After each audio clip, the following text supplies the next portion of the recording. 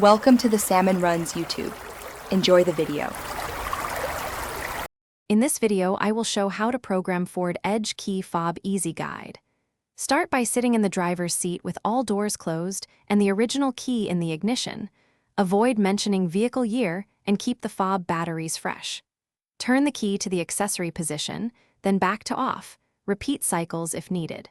Press and hold the fob's lock and unlock buttons together to finalize programming. Prepare your fobs and replace weak batteries before attempting programming to avoid wasted attempts.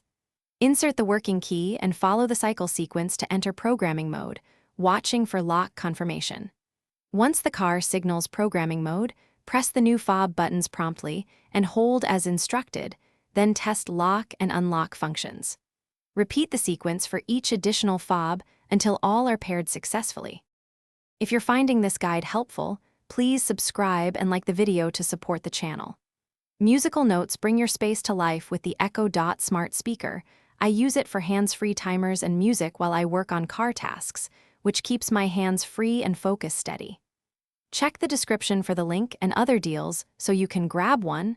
Thanks for watching. Now let's get back to the video. If programming fails, start by replacing the fob battery and ensuring all doors are fully closed.